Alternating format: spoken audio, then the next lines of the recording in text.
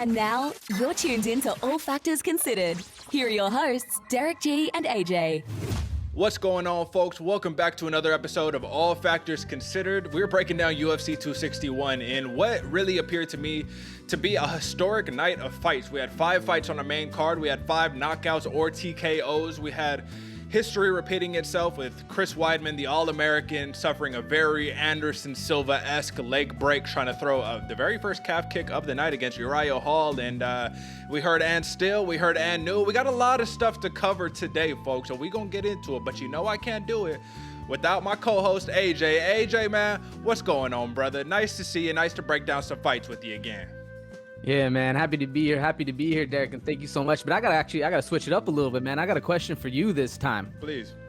Yeah, so I want to know, Derick, would you rather take a ground and pound from the crucifix by Shevchenko or lose by a drop foot TKO? Oh, Lord. Okay, well, see, we doing a little foreshadowing to the events that we're going to cover here, but I'll tell you what, man. Give me the Jimmy Crute drop foot all day long, because at least that way I still got one leg to fight on. When I'm sitting there in the crucifix, there's nothing you can do but just block punches with your face. It's literally what Jessica Andrade was forced to do, and hey, man, it was definitely crazy. And like I said, we got a lot of stuff to break down, but before we do that, folks, make sure you like, subscribe, hit the little yellow notification bell, because when you subscribe, you gain access to all 3 of our shows: our preview show, our post show, the one that we're covering right now, and our betting show that drops every single Wednesday, covering the action at hand. You don't just get a take on the betting line, but you get an educated take on the betting line. Just like we called a couple things that came into fruition this Saturday night, AJ, and I'm really excited to talk about it, man. So as you can see at the bottom, folks, a little bit of record recap. I said someone was coming out on top. Fortunately, it was me. But, AJ, you weren't really that far behind, my man. There was a lot of oddities that went on, and you got to take a shot, right? You got to risk it to get the biscuit. That's the only way that you could really spring the upset. But,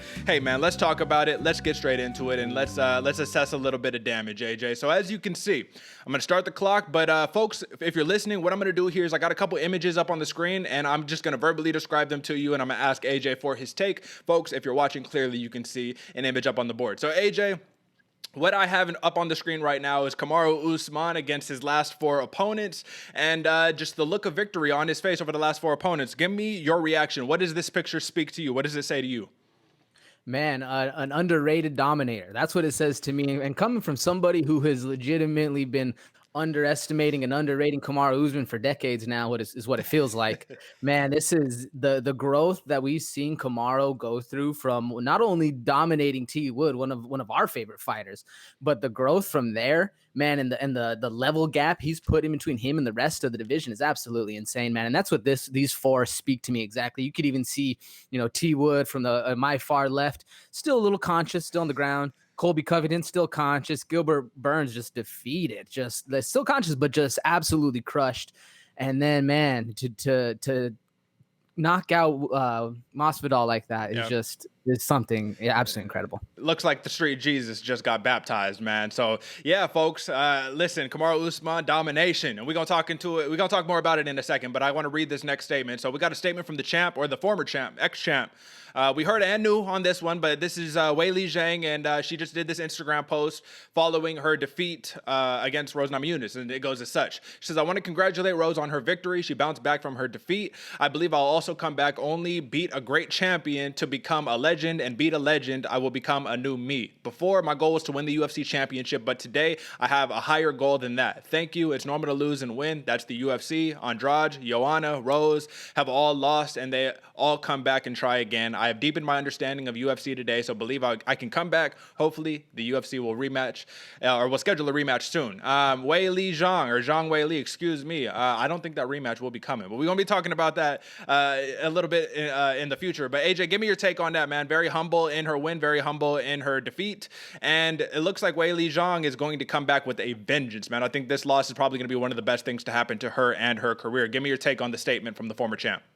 Yeah, that's exactly what I was thinking, man. This only sets her up to grow even further, because not only was she a dominant champ, just dropping girls left and right, but man, coming back and learning from your losses is one of the biggest things as a fighter you need to do, because everybody loses, especially in the practice gym and everything else. You take L's, but when you take an L in front of 15,000 screaming fans. It hurts a little more, but I definitely think this is that catapult that she needs. You know, the old saying is, man, when you get pulled back by an arrow, it's only just to be shot forward. And I think that's exactly what Magnum needs to use, is just utilize this as a learning opportunity, keep moving forward. And actually, it only makes her more dangerous, man, because she's already a scary fighter in her own right.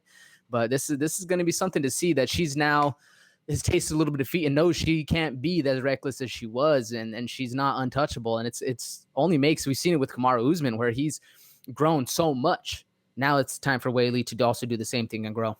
I agree, man. That was a beautiful metaphor. Get pulled back like an arrow to get shot. I love that. I love that. Before I put up the next one, AJ, just back off the mic just a little bit, man. You popping on the mic just a little bit. But okay, this next one that I got up on screen is a beautiful, beautiful image of Kamaru Usman landing that overhand right that just knocked all the spit out of Jorge Masvidal, all the sweat off of his body. I want to get this photo. I want to buy this, and I want to get this framed up at the crib, man. It looks like Masvidal, he got his beautiful flying knee picture against Ben Askren, and this is the universe's way of saying, hey, man, you know, if you could give it out, you better be able to take it too. So give me your thoughts on this, AJ.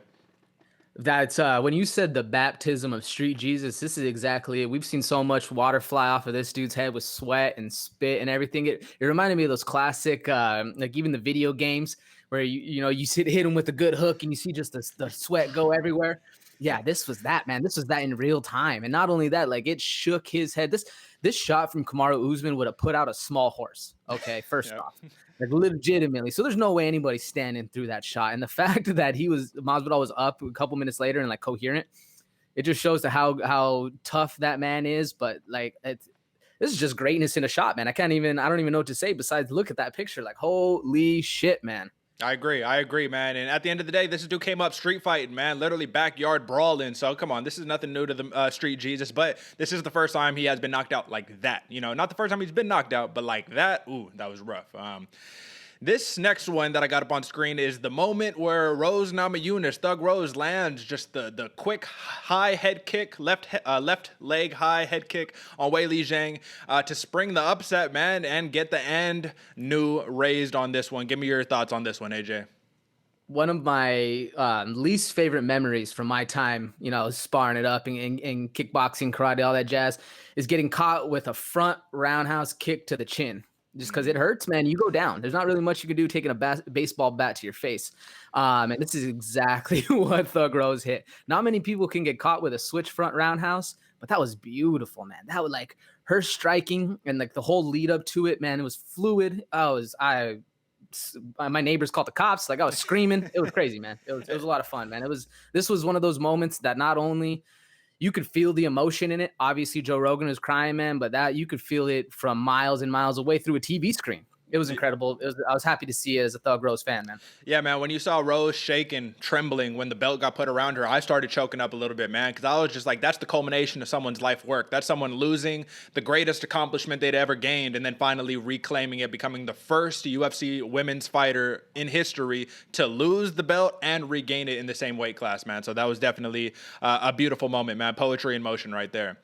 This next image I got up on the screen is just, it looks like to me reminiscent of a gladiator, you know what I mean? Saying, are you not entertained? With the whole crowd of screaming fans going crazy. Valentina Shevchenko defends her belt against Jessica Andrade in dominant fashion and then does her little Peruvian dance or whatever Kyrgyzstanian dance or whatever the case may be. Beautiful. Give me your thoughts, AJ. Bro, this picture right here is the epitome of what I think Valentina Shevchenko's reign as a champion is. I mean, look at it. It's her with no one else and just entertaining a crowd. I don't think there's anyone else in the entire division that can actually put up a fight. I mean, I think she needs to go for greatness, and we'll get to all that later. But man, this to me is the epitome of what Valentina Shevchenko is as a fighter. Very performative and really alone at the top of the heap. Yeah, walking executions when you get in there with Valentina, man. That's the bullet for sure. Viewer discretion is advised for this next one, folks. I'm gonna. You already know what it is, AJ.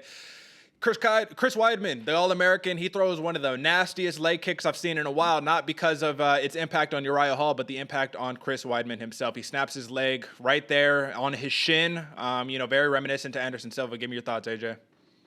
I'm just happy you didn't get the other picture of when he put his mid shin bone on the ground. Oh That yeah. that was even more disgusting to me, man. Because I don't remember. I don't know if you remember, like 4 or 5 years ago in the March Madness when the dude from Louisville put Yeah. his mid shin bone on the ground as well.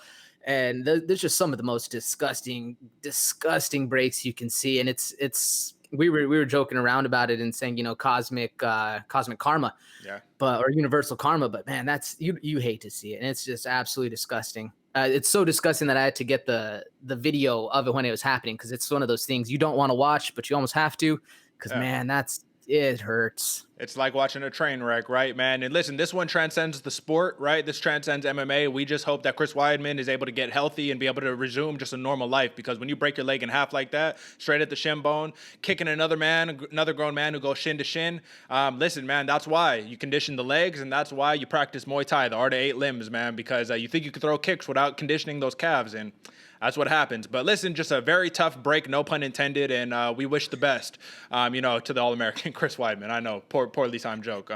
Now, this next one, AJ, we said this is the definition of self-promotion at its finest, but give me your thoughts on Rude Boy Randy Brown flipping off Alex Oliveira moments after one-arm rear naked choking the man, like one of the only one-arm rear naked chokes we've seen in UFC. Give me your thoughts.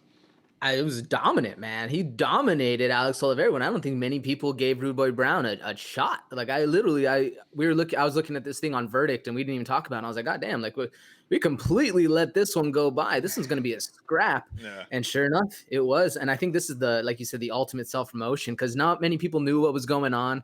Even Alex Oliveira looked like, okay, yeah, flip me off, whatever. It's all good. But man, this is what you want to see out of if you're a coach and Rude Boy's your fighter. This is what you want to see.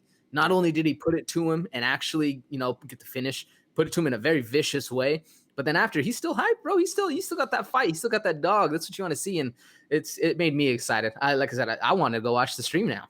Yeah, no, legitimately, man. And when I saw this one, I knew that this was going to be a landslide for Randy Brown. Alex Oliveira has the crowd behind him. He's very fun, exciting, but we see him kind of drop decision after decision after decision. See him, get kind of starched out on this one. The frame was too much, man. Randy Brown's dude, 6'3", longest arms in the division. It was ridiculous, man. He looked huge. He looked huge. Yeah, I mean, because he is. He just is rightly so, man. Cowboy Oliveira is a warrior, though. Brazil's cowboy. This next one, AJ, man, this is going to be something just kind of, I don't want to spend too much time on this one, but just give me your thoughts. What I have is a Daniel Cormier dressed up in the collared shirt, pointing the finger to Jake Paul, probably saying, if you play with me, I will kill you. Like, I will literally slam you on your head. Like, do not mess around with me. You thought I'll grab up and snatch up John Jones. What do you think I'll do to you? Give me your thoughts, AJ. This one, Derek, to me, man, is a little bit another self-promotion. Okay. I don't think it's any more than maybe DC setting up his next fight. He doesn't have a UFC contract. Yeah. That's one of the hardest parts about fighting the UFC fighters. You got to get him out of the Dana White contract. Yeah. I don't think it's going to happen, though. I mean, to me, this is just one of those things. They're dangling a carrot, a carrot. Like Floyd Mayweather does, we'll throw out a fight, or even anyone else where they're like, is this interesting? Is this interesting? People like this? Yeah. I think that's exactly what this was. A little bit more of a stunt. I don't know. Don't get me wrong, though. DC will snatch a motherfucker up real quick, but I think it's more of a stunt. What do you think? Yeah, I think so too, man. But I thought this was just like, hey, man, all the YouTube stuff, don't play with me. I think that's what it was. I think it was just that dose of like, okay, all right, dude. Dude was all red after in the face and whatnot, trying to play it off. It's like, yeah, you don't want that one. But last photo that I got here before we really start breaking down these fights, AJ, I think this is gonna be just the broadcast booth. John Anik, Joe Rogan, and DC going crazy. But I think this was all of our faces when we saw not only the Usman fight, but the Rose Namajunas fight. Now, this was a reaction to the Rose Namajunas head kick over Zhang Weili. Give me your take, AJ. That camera angle, whoever is the cameraman that decided to put the camera on those three gentlemen in one shot, because they used to do where it was just their own single shot and you couldn't really get it, but their interaction together. We were talking about it, Derek, back a couple months now, where you said, what do I think the most influential thing going into the new year is about, with the new year of fighting? And I said, it's going to be the crowd, and having the crowd plus the interaction of the people together with Joe Rogan, John Anik, their camaraderie that they brought to the the show, the entertainment aspect. It's like wholehearted entertainment. Like it's something you could watch with your family. and then go see somebody snap their leg in half. So it's a crazy mix. And I think whoever put that camera there needs to be given a raise, or at least, promoted up to head honcho of the cameraman guild, whatever that one is. No, I dig it, man. I dig it. It's definitely something right there that we could take from this, and that this will be memeified, and we're going to remember this for a long time, because it's just it's the Jakar Close versus Beneil Dariush, just craziness. Like, oh my God, it's the same thing. But now it's the perfect time to actually talk about some fights and all that, man. So let's start off with the two fights that didn't have a championship attached to it, man, because they're pretty quick. One of them wasn't really a fight with the Weidman Hall one, but let's start off with Jimmy Crute versus Lionheart Anthony Smith, man. What I saw was a very impressive performance from both of these fighters. Literally, both fighters got their stock raised, even though one had to lose. Unfortunately, it's the way it goes. But Anthony Smith, man, he moves up to 35-16. Dude, this was his 51st career fight. And what I saw was a war of attrition. Am I right, AJ? We got Anthony Smith jabbing Jimmy Crute's face off, and Jimmy Crute just snapping those low leg kicks all day long. And is it not ironic that the very first calf kick or leg kick that Anthony Smith throws just completely gives Jimmy Crute drop foot, hits that perineal nerve, and it was basically game over from there. The man still wanted to fight, but the commission could not let it go on, because you're sending a man out to his execution if you only give him 1 foot. So give me your thoughts on the fight, man. Man, it's rough when the heart and the mind want to fight, but the body, after all, is a machine. Yeah. And you hit that peroneal nerve, like you said. And the crazy thing to me, man, these two fights were, and actually one of my biggest takeaways from the entire card was keep it simple, stupid. Trevor Whitman said it best, KISS. And with this technique that, like you said, the first kick Anthony Smith threw, not really what they want, not really where they teach you. You want to hit with that shin bone, you want to hit with the hard part. You don't really want your top of your foot to smack around, because you'll break your foot. Oh, yeah. It's happened to a lot of people. You catch where the ankle, flexes to your ankle, to your knee, to your tibia, and you can hurt yourself.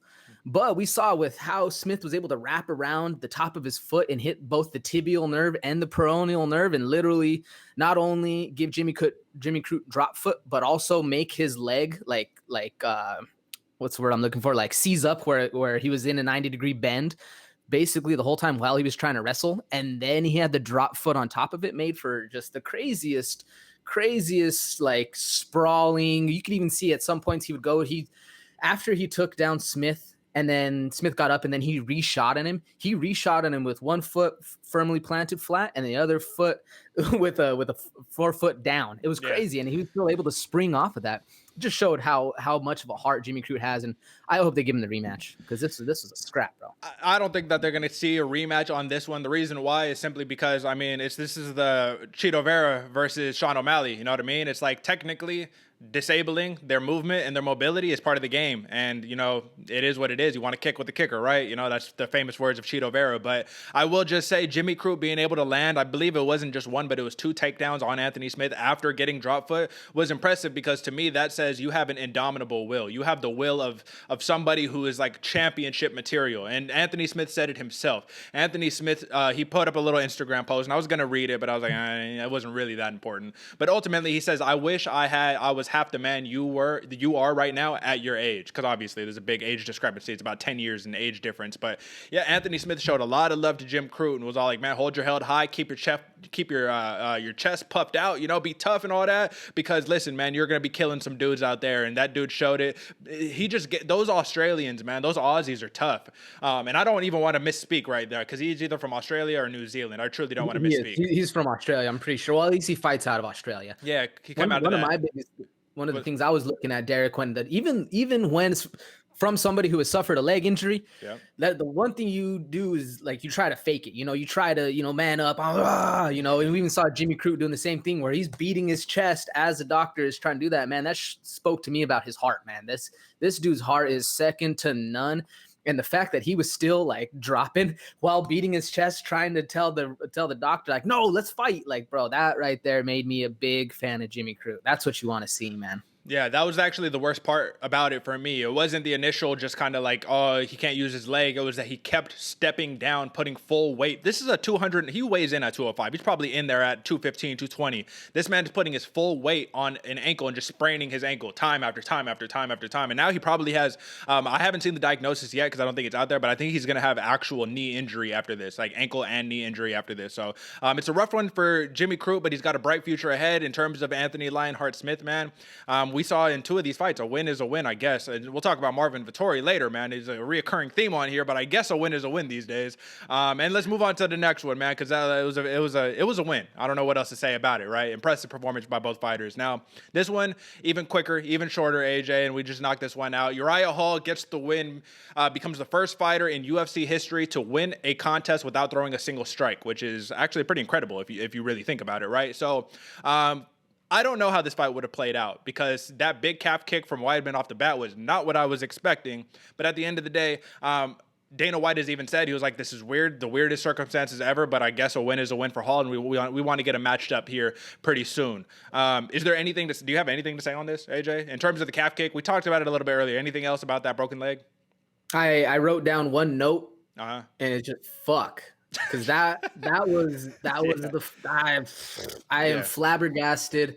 The only thing really I have on it is Hall was talking after how he basically did it on purpose. He's broken another one of his training partner's leg doing the exact same thing, and you can see when Chris Weidman fires a shot, Uriah Hall does a little step in and fires his quad muscles. He fires, so he plants it harder, and Chris Weidman just hit the hardest part of the right below the knee, hardest part of the leg, man. And fuck.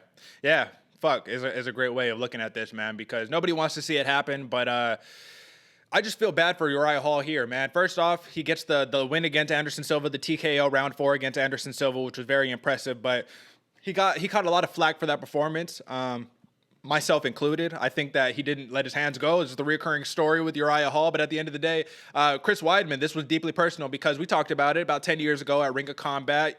Chris Weidman beat Uriah Hall for the middleweight championship at the time over there, gave Uriah Hall his first loss. And Uriah Hall even said it in his post-fight conference or interview. He says that Chris Weidman is the man who introduced him to fear. So it's like crazy how Weidman was the first man to really beat Anderson Silva. Hall was the last one to beat Anderson Silva. And then somehow the universe aligns them in this Anderson Silva-esque leg break. So Chris Weidman is, there's only been 3 of these leg breaks events that have happened in the UFC in its entire history. Chris Weidman has been involved in 2 of those 3 fights. So tough break. Once again, wish I had a better pun, but I don't. Okay, so championship fights, man. Let's start off with the biggest one, right?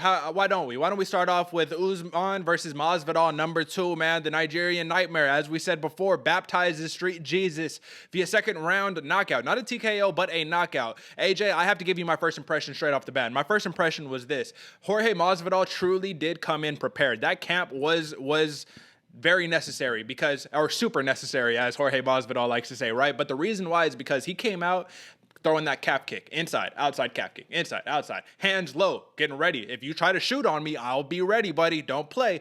And what I saw was a 5-round approach for Jorge Masvidal, as opposed to, as opposed to Kamaru Usman, who says, hey, man, do you remember that jab that I learned from Trevor Whitman in the last fight? Oh, yeah, we popping that out there all day long. And really, the summary of Usman's jab to me was nothing for free. If you notice, every time Masvidal threw, Usman put that jab in his face. Very similar to Anthony Smith. He did the same thing. He was like, I'm just going to jab you every time you throw. And it's like the long lost art of mixed martial arts is the jab for some reason. Like nobody wanted to pick that up from boxing and just bring it on over. It used to be all power strikes. Now it's jabs. Give me your thought on the huge victory by the Nigerian Nightmare.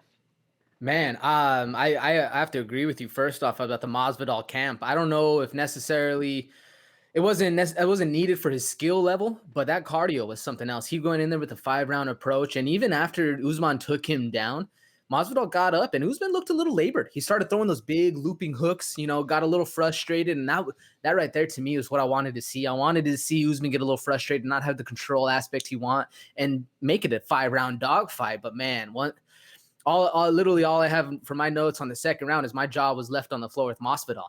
I might have been screaming for the Rose fight, but I was literally just left with like stunned, speechless. It was insane, man. And he is just getting scarier and scarier and scarier with each fight. And I don't know who's going to be able to stop this man. I agree. And this is the beautiful thing, right? Is when you see a champion like Francis Ngannou, like Kamaru Usman, is it a coincidence that they're both getting better and they're, you know what I'm saying? Well, the Ngannou, he wasn't the champion, but he was still getting better. And we didn't think he could get better. Usman is literally, he's like kind of like Khabibing the game right now. And what I mean by that is not the domination that Khabib had. That's just a different level of domination. But what I mean is that Khabib, when he did his run, he was the wrestler who couldn't strike, right? Or he could strike a little bit, but couldn't really strike. Usman, kind of the same thing. Dana White said, he was like, this was this dude who just wanted to like hug you to death and wrestle you and, you know, foot stomp you all day. And now this dude is actually transforming himself as a fighter.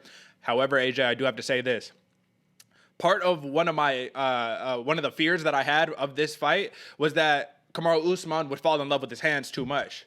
Now, he fell in love with the hands, but he got the job done. Now, this makes me think, all right, the next fight, are you going to keep going on this? You can wrestle. He knows. I mean, he got the takedown. He got a big slam on Masvidal, which is impressive because Masvidal, he's great takedown defense. But at the end of the day, man, very, very scary. And in the wise words of Kamaru Usman, man, I am a problem. This man is a absolute problem. And I don't know, man. Seeing Francis Ngannou, the humbleness of like, dude, I'll carry your water. I just want to be in your corner, bro. Like having the heavyweight champion right there, the welterweight, two Nigerians, I think, or maybe Ngannou's from Cameroon or something like that. But at the end of the day, man, crazy, you know what I mean? End to a fight.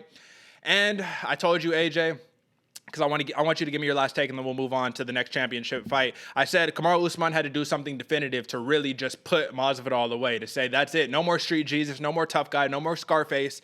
We're all big fans. Me and you are, combined, we're both big fans of Masvidal still, but there's no more tough talk, dude, especially not on Usman. You don't tough talk to that man. That and humble in victory, not really humble in victory, but humble in defeat for Jorge Masvidal when he says, hey, man, this dude got my number. And it made me feel very reminiscent to Daniel Cormier saying, well, if Jones beat me twice, once by knockout, the other one, whatever, then I guess there is no rivalry. It was kind of sad, but at the end of the day, man, end of a great feud. Any thoughts? Yeah, no, it was kind of sad because, like you said, man, we're both big fans of Masvidal, but I think biggest takeaway is, man, Usman's for real. Usman is for real, and you can't deny it. That solidified the fact that he is the champion, one of the most dominant champs, going on his way to GOAT status. As long as you pointed out, as long as he doesn't fall into the T Wood trap of falling in love with them hands, man. Yeah, I agree. So this is Usman's 4th title defense, 18th win in a row, and he is the second man to knock out Jorge Masvidal. And as I mentioned earlier, he is the first to just flatline Masvidal like that. It just doesn't happen to it. And Ben Askren, he had a very succinct tweet, and he says, "Listen, man, I don't believe in karma. You stick around in the game for long enough, shit happens." And Stipe was like, "Yeah, dude, agree." It's like, yeah, I know you agree, bro, but no, that's the truth of the game, man. Masvidal, he moves to 35-15, man. That's 50 fights. His 50th career fight. You get knocked out. Rough way to go. But at the end of the day, man, I didn't mention it earlier. I guess now is the best time than ever. This fight was cracking. I mean, this card was cracking. 7 knockouts, 2 submissions, 4 decisions, 3 upsets. Fight of the night was Aoriqileng versus Molina, right? I called that one. El Jefe versus the Mongolian Murderer. And then Usman and Rose Namajunas get the 2 performance of the night's 50K bonuses. Now let's move on to the Shevchenko one so we can actually break down the Rose versus Weili, because this Shevchenko one was literally what I talked about, what she did to Jennifer Maia. I said, at this point, she's John Jones in the game. She's looking for new challenges, which is the mark of a real deal, true champion, one of those historic champions that we're going to remember for a long time. As you say, I'm not just going to beat you the regular way. I'm not just going to just point you like the way I thought. I was like, Valentina's a point fighter, you know what I mean? Look at her kickboxing record. She says, no. When I saw her grab Andrade and just slam her the first time, I was like, oh, it's going to be a long night. And then she did it again and again and again, till ultimately crucifix. And when she gave her the Caitlin Chukagian treatment, I said, oh, Lord. She's mad at Andrade. Andrade pissed her off. Now, before you give me your take, AJ, what was the most interesting to me is that Andrade was in the most defensive position she's probably ever been in her entire career in that crucifix, getting punched in her face, bleeding. Ref pulls Shevchenko off, and then Andrade is just smiling like, good one, man. You got me. I was like, damn, like, is she in that vicious of a camp over there at Vale Tudo, in Rio de Janeiro, that she's just like, yeah, man, we're just killers like that. It's just part of the game. Give me your thoughts, AJ. Andrade is out there fighting men. Stop. Like, legitimately out there, that Vale Tudo camp, they are fighting everyone. Women fight men, doesn't matter. They go at it. And, man, it's savages out there. Yeah, though, I mean, even though Andrade might have lost the fight, she's still a hell of a scrapper. She still has a lot of fans out there. And she put up not a hard fight. Don't get my words twisted, but she put up a good fight. Like, she did what she could. Just fucking Shevchenko, man. Oh my God. And the weird thing to me, so we always talk about how you got to get in the flow state. You got to be fluid, move your head a lot, move, lateral move and all this stuff. Man, Shevchenko was stiff and sharp, like super stiff. Like, if she just stayed in that one spot, like really, it was like behooved me the fact that somebody could be this stiff, this sharp, and so strong. Because, man, about 3 minutes into round one, Andrade started getting that 1,000-yard stare after probably like the third or fourth takedown, and I knew, man, it's going to be a rough one for her. And the nice thing about me is I was actually writing, okay, is this a dominant win if Valentina just lays and prays? If she just keeps taking her down, laying and praying on top of her, and literally as I was writing that out, she put her in the crucifix and just starts beating on her. I was like, oh, okay, well, like that answers my question right there. There you go, right? You call it stiff, I call it efficient, right? That, to me, that's that Eastern European efficiency. That's the why am I blanking on his name? One of the best Russian champions ever, Klitschko. That's very Klitschko-esque, right? You know what I mean? Just sit in that stance and just wait, and when it's time to explode, you explode. That's very Mayweather-esque as well, right? And that's kind of what you see the mark of these like dominant champions, is that they don't use a lot of energy, man. They just there waiting for you to go, and when it's ready, strike hard, strike fast. Cobra Kai, you already know what time it is, you know what I'm saying? But listen, man, I will say Valentina Shevchenko, the one thing that stood out the most to me, we knew that Andrade had the size disadvantage, but Valentina was like the one place that I thought you don't want to take Andrade down, you don't want to have Andrade in is the grappling, right? You don't want her there. She's too strong. She's going to be able to outmuscle these positions. Yeah, no, not against Valentina. Valentina is big for 125, and it made me, I guess I just forgot, man, because when I saw that difference in terms of power, in terms of just strength, yeah, man, good luck finding a real contender for that belt, man. Valentina, she's just gonna be very content. I think she's gonna John Jones it and not move up, because she already lost to Nunes twice, and I think she just dominates the division, man. So unless you got anything else, let's move on to the. No, man, just that strength was absolutely impressive. When I started to get the body lock on Andrade and literally just bend her, I was like, oh, yep, all right, this is So give me your thoughts on this Rose Namajunas victory, man. We didn't see a lot of a fight, man. This was the first round knockout, and what I saw was basically what I predicted. I said Zhang Weili or Weili Zhang. I'm sorry, folks. I keep getting confused because they spell it a different way every time you see it. But ultimately, what I saw was the catalyst to her offense opening up is that inside calf kick, right? And what did she do? Inside calf kick, outside calf kick. Just not really throw anything else. That's really all that was thrown.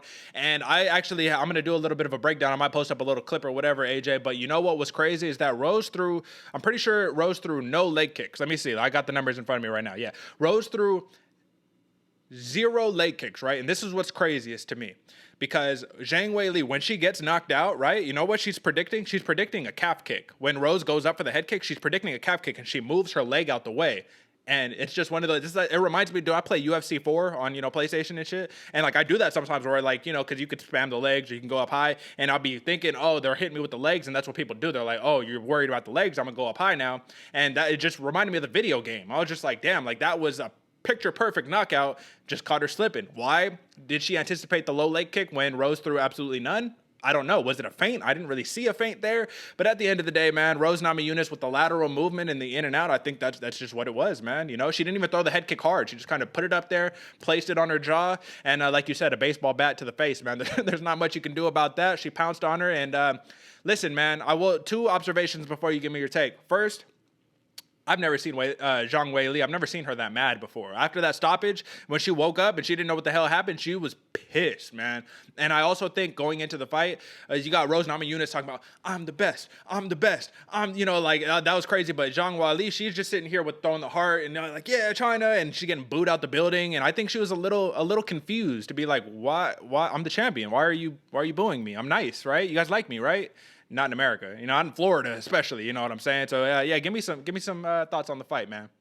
I'm glad you brought that up, because that was interesting. Like, that was the weirdest thing to me, that you're getting booed and you're like, yeah, when you can clearly hear the difference between what Rose got, the reception that Rose had as she walked in, and then just the total tonal difference with when Weili walked in, because excuse me, that was that was wild, man. Yeah, she was throwing hearts and stuff. And it was crazy because I don't really know what made Weili think about the low kick, but you saw once Rose hit that switch stance, Weili threw both of her hands up and like feet back to like say like I don't want to get kicked in the leg because I know that's coming, and then just caught one right on the button, man. It was crazy because it was the I wrote down it was the switch front roundhouse kick that brought us all to tears because it really was, man. It was right on the button. It was beautiful. It was a magic moment, like Joe Rogan said. And man, I didn't really have much besides I think the mantra of what you said it a little bit, how Rose was right in the beginning saying like I'm the best. She let it out later that she was saying I am grateful, I am blessed, and when I do my best, I am the best. And dude, that is the epitome of what she brought out there because she stayed true to her game and just hit like the most beautiful fucking kick we've seen in a very long time. This is why we love Rose Namajunas. It's not just because she squeaks out victories. It's not because, she can beat names like Joanna Jędrzejczyk, Jessica Andrade, Weili Zhang. It's not because of that. It's because she creates moments, man. You know what I mean? She creates historic moments that are captured in our mind's eye forever, right? And that's kind of the beauty of it because she's very unassuming. I honestly think Weili Zhang is a much more exciting champion just because she has that aura. She has that confidence, right? She walks around like, yeah, I'm the fucking champ. Rose doesn't. And she doesn't really like to be in the spotlight like that. We've already seen it time and time again. Now we just hope that the mental toughness will be there so that she can keep this belt and it's not another short-lived thing because the value of a belt diminishes when it starts just getting passed around left and right. You know what I mean? That's why light heavyweight championship all of a sudden doesn't really mean much because Blachowicz has only defended it once and he defended it against a middleweight. You know what I'm saying? So at the end of the day, man, this is a historic, monumental win. AJ, I can't even describe it enough. I just think that this is we're going to remember this for a long time, folks. We're going to remember this for a long time. And with that being said, AJ, I think it's fair that we say Rose becomes the first woman. I already said it earlier. I'll say it again. First woman to capture gold, lose it, and then regain it. Holly Holm couldn't do it. Ronda Rousey couldn't do it. All these names couldn't do it, but Rose Namajunas did it. And now she got the hands right. She's working with Trevor Whitman, and she says now they're bringing those Pat Barry kicks into the game. It's going to be scary for the strawweights trying to take the belt from her.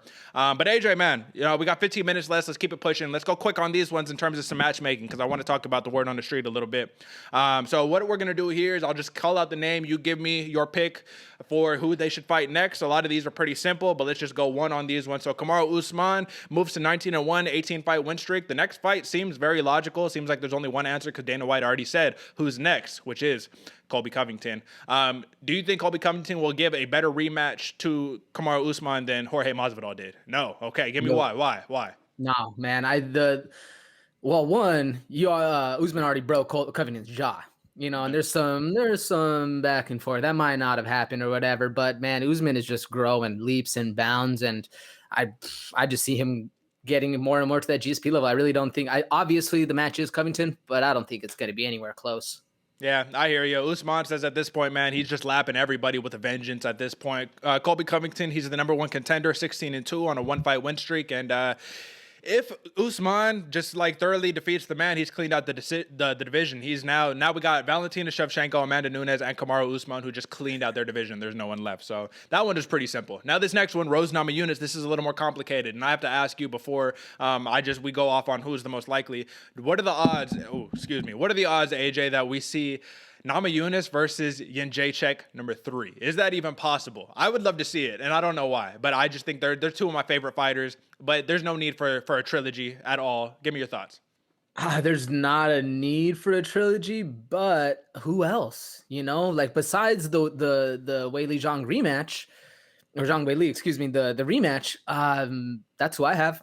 Weili or JJ. That's kind of it. Well, see, I don't know about the rematch because if Weili Zhang starches Jessica Andrade in under a round, doesn't give her a rematch. You know what I mean?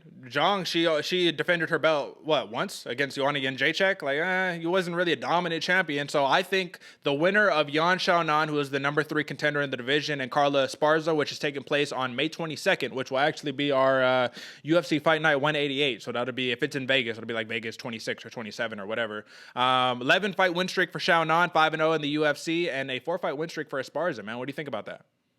I mean, that's definitely, I like where your head's at because it actually shows a little bit growth in division, get somebody else interested.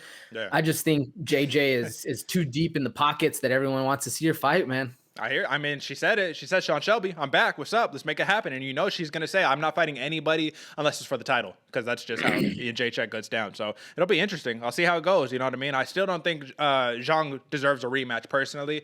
I just think that if they do give her a rematch, we're just going to say it's just a business. It's not about meritocracy. It's just a business. So 125-pound champ Valentina Shevchenko has cleaned out the division, absolutely. But we already know this one for certain. So just give me your take on this one, AJ. The winner of number 3 ranked Lauren Murphy and number 6 ranked Joanne Calderwood. I think that's going to be next up for the flyweight championship. And the reason why is because we'll see what their ranks are after, on Tuesday, UFC will update it. But UFC 263, that's going to be basically the title eliminator. Who else is left? Chikagian got starched. Andrade got starched. You know what I'm saying? Like Murphy and Calderwood are only like fresh blood out there right now, unless Alexa Grasso racks up a couple of other big wins, and then we get it going. But, I mean, give me your thoughts. Yeah, that's who I had, man. Personally, I want to see her fight Nunes again. I don't think that's going to happen. Yeah. Obviously, lost 2, but she's been so dominant and growing so much. That's who I would like to see. Sure. But the other one that I had that's probably a little more likely is Alexa Grasso. Obviously, you have the Calderwood match coming up, so that seems a little more poignant.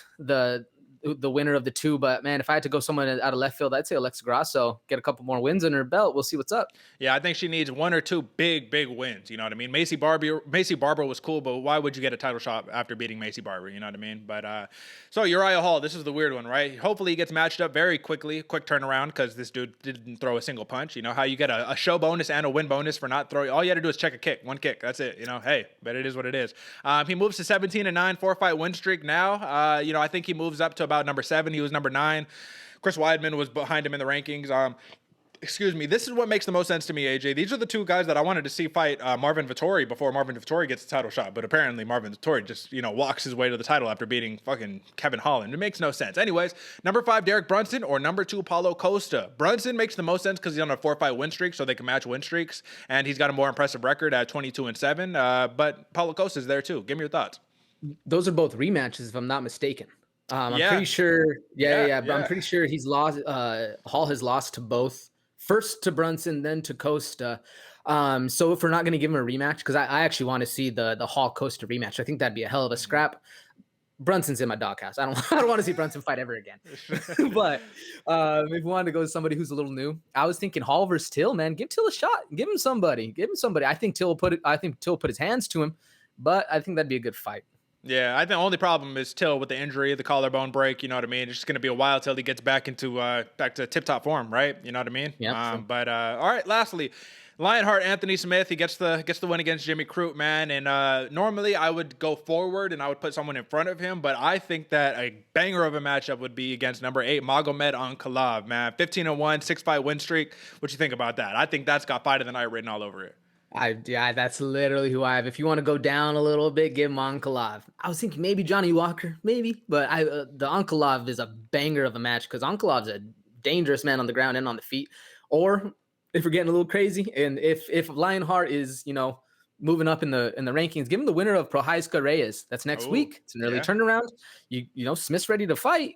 We'll see. We'll see. I think, it'll be interesting to see how this goes because you can't put Smith too much forward. He already got, in recent memory, had a title shot, which is kind of crazy if you think about it because it was a long time ago. But I want to see what Alexander Rakic could do. I think that could be a good matchup too, man. But he's clearly in front of him in terms of the UFC rankings, man. But that was our Keep It Pushing segment. You know what I'm saying, of the show. That was our matchmaking for the winners.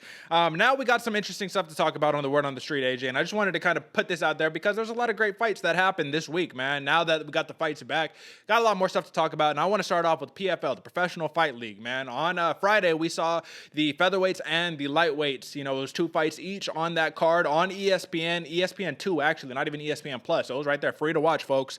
Couple cool things, AJ. So I haven't watched PFL in a little bit, right? So when I see the broadcast, I'm like, oh shit, like your camera quality was but the production was kind of on par with the Bellator, on par with the One Championship. It was one I actually really enjoyed it, not gonna lie. So they have this FIFA scoring style, right? Because it's a fighting season league, right? And what's interesting is that it's FIFA style because if you win a decision, you get 3 points. You win by a finish, you get 6 points. And basically, it's like this pool of fighters, and the top 4 who have the highest score get to advance to like that kind of the tournament to get the actual $1 million prize that they're all fighting for, right? On top of the bonus, the money that you're already getting. So you get paid for each fight, and then $1 million if you win this contest. Now, got a couple cool overlay things on the screen, like a max strike speed, and actually tallying up the strikes, body, head, legs, tallying them all up in real time while you're watching the fight. Now, on one hand, I think it can make it a little too much. You know, you got to pay attention to too much shit while you're trying to watch the fight. But on the other hand, I was like, that's an interesting way, you know what I mean, of kind of spicing it up and making it original. Just give me your thoughts. Did you check out any of the PFL fights, or have you seen the broadcast or anything like that? Yeah. No, I love the way PFL is doing it because their production quality might not be there, but their way they're going about their business model is absolutely amazing. It's literally how everyone else does it. The NBA, the NFL, NHL, all these people, FIFA, like you said, this is exactly how the rest of the world runs their, tournament style matchups. And I think it's so smart. The scoring's a little weird at 3 points, 6 points and all that stuff. But hey, man, any incentive to knock somebody out more than just getting 3 points. Hell yeah. I actually really like this format because it keeps us engaged and puts a little bit more, what's the word I'm looking for? Like a little bit more gravity on the situation than just we're fighting for the next fight. Yeah.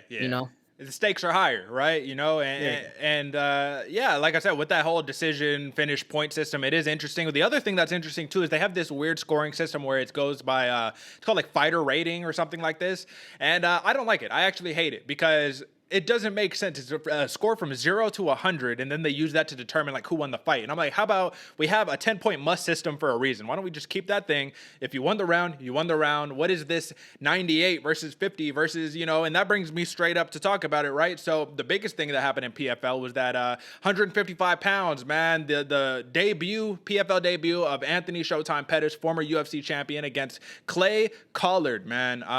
Clay Collard spoiled Pettis' PFL debut. And this dude he got hands, man. This dude is a killer, stone cold killer. And AJ, man, what does this say to you about just the fucking gravity of the situation in other leagues, man? Like, this is a former UFC champion who kind of got his ass beat. He kind of literally got the brakes beat off of him for 3 rounds. He landed the most beautiful sequence I've seen in quite some time, which was a left high kick followed by a flying knee that Clay Collard just ate like a champion. But aside from that, it was too little too late. Give me your thoughts on what occurred on PFL. That's exactly what it was, man. Too little too late. Anthony Smith was getting beat up, bro. I haven't seen Showtime get beat up in a long time like that. It was crazy. And we've said it so many times on the show that the rest of MMA is finally catching up to the UFC, and man, it makes for exciting matchups in the future going forward if Uncle Dana is willing to cooperate a little bit, get a little mix and match. But man, the way they had it, and I actually wanted to bring this up a little bit too about how they're doing their scoring. That whole 0 to 100 is very weird, but I like that they're getting verdict involved. I love that they're doing open scoring, man. It makes a little more aggression come out. If you see, you're down. Okay, yeah, my coach might have told me I won that last round, but the rest of the world thinks I lost. Like, I got to go out and get this knockout. So I like what they're doing. The whole 0 to 100, that's a little weird, as well as, I don't know, they're just a little funky. So I think they need to iron out a little bit of their stuff. But man, I think it shows great growth coming forward, as well as a lot of potential to have kind of like a farm system to see who's really the best out there. Yeah, no, I agree. And I forgot about that. That Verdict had teamed up with the PFL. And, that totally is cool, to kind of just see it like that and just see how it changes the game a little bit. You know what I mean? You could adopt it if it works. You don't if it doesn't. And hopefully they keep experimenting. But the one problem with that fighter rating system is that I believe it was round 2 where Clay Collard dropped Pettis twice, almost had him finished. Any other ref probably would have called the fight off.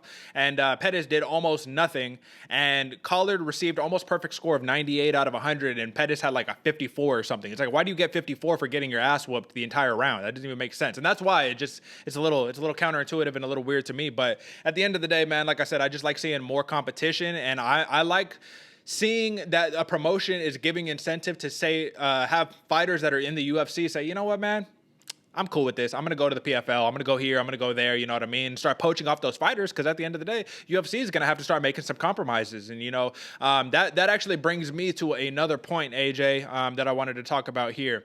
So this is a tweet that is by Bellator's Corey Anderson, right? Just coming off of a huge TKO. I believe it was like a round 2 TKO victory in his last fight, man, against, I can't pronounce his name off the top of my head right now, Yag Sharapov or something crazy like that. But this is the tweet, and just hear me out. He says, UFC gave me the career. Bellator gave me the life. In 2 fights and 6 months with Bellator, I've made double of what I did in 15 fights, 11 wins, and 2 bonuses in 7 years with the UFC. Now I live and enjoy life to the fullest with my family every day. Let that marinate. That was Corey Anderson on Twitter, and this was on 420. You know, he's probably smoking a little weed, getting a little high. It was all like, I need a vent right now. You know what I'm saying? But so, like I'm saying, you know what I mean? Bellator is already saying, like, well, we'll give you more money, man. We'll make your life a little bit better. We might not be the best in the world, but at the end of the day, you could still be a champion. You could still win a bunch of money. Bellator has a very equivalent system to the PFL in terms of the money that they're making. And, like, that's the thing. You don't got to be working at a fast food place part-time to, you know what I mean, pay your bills while you're actually fighting these high-level cats. Give me your thoughts, AJ. What's the old saying, Derek? Money makes the world go round, or even if you're at Vegas, man, money plays. Oh, that's the name of the game. At the end of the day, they're all prize fighters. And when you start making, it was even Ben Askren in the, obviously, you know, I'm going to say it right now, I think the whole thing was a sham.